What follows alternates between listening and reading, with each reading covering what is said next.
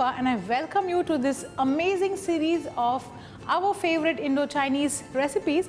And this recipe, what I'm going to do now, is something that I had promised you earlier. Yes, this is the much awaited Schezwan fried rice. Since we've already seen how to make Schezwan sauce, let's now make Schezwan fried rice.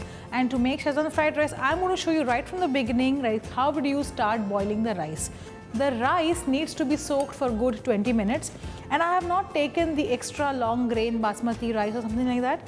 I have taken a slightly shorter grain of Basmati, and I have a pan in which there's water boiling. Now in this we need to first add in salt, and now to the boiling water we'll add in the soaked rice. Chinese food doesn't require long grain Basmati rice. Even if it is just the simple short grain rice that we eat every day, you can also make a very nice fried rice with that, as long as you get the rice cooked perfectly. So how do you do that is what I'm showing you. So after you've put in the rice, just take a spatula and just roll it like this inside. Don't do too much of mixing or else the rice grain will break. One mix like this and you are done. Cover it with the lid and now let the rice cook. And in the meanwhile, what we need to do is we need to chop the vegetables. What I have here is carrot. All the vegetables have to be cut into a particular size, so which is chopped. So how do you do that? I'll show you. So just cut the carrots into batons and hold it together. Just chop it.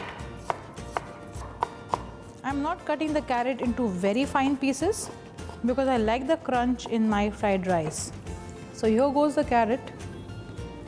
Now let's come to the beans.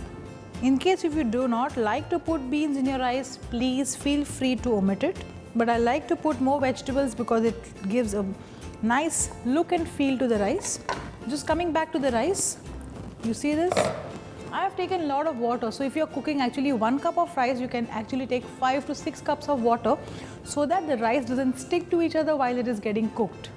Maybe a mix once again like this, just to see that it is not stuck to the bottom of the pan. But this just looks perfect because I've taken a broader vessel, I've taken more water. So chances of the rice getting stuck to each other is absolutely zero. So just chop the beans.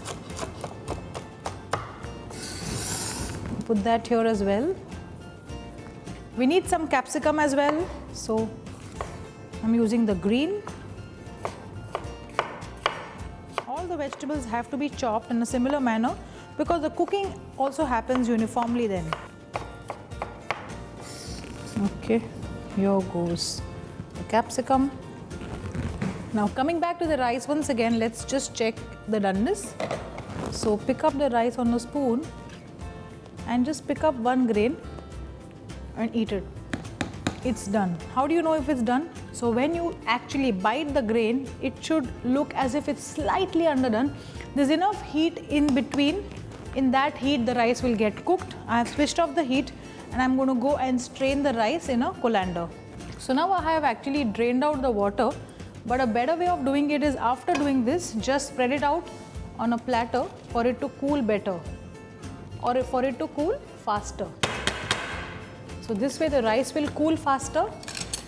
In case if the rice is hot, the chances of it breaking while you actually make the fried rice is quite high. So it's better to cool the rice like this, and then we'll make our Schezwan rice. So now coming back to the vegetables, we've cut carrot, we've cut beans, we've cut capsicum, we've cooked the rice, and now we need to cut some cabbage. So the cabbage is also done. We'll put this here, and now comes the spring onion. So what we need here is the greens.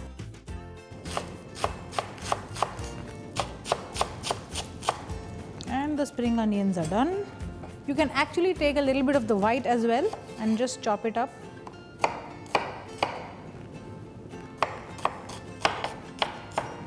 That's it. So what are you waiting for? Let's quickly toss up the Schezwan fried rice. Wok is here. We'll take some oil. So since I have like 2 platters of rice, I'm going to divide the vegetables into half. It is always better to toss the rice in parts because If you want all the vegetables and the sauces to get mixed into the rice without the rice breaking, the smaller portion, the better it is. So into this, I'm going to add all the vegetables. We let the vegetables sweat for a while and then we'll add in the rice. So the vegetables are nicely softened. Still, they have that little crunch in it. Now in this, we'll add the Schezwan sauce, a little bit of pepper. What I have here is broth powder. And now in this, I'm going to add in the rice. But before I add in the rice, I just want to mix the sauce and the vegetables together like this. Okay, now let's add in the rice. Now just goes the tossing. We'll add some spring onion greens on top. And now this needs to get heated nicely. If you think you want to add some more Schezwan sauce in this, please go ahead and add. But I think this is good enough because whenever you order Chinese food, you always order a side dish. So that has to complement the rice, which is why you can't make it very spicy or very high in flavors. This is just perfect in terms of taste, but I would still like to taste it.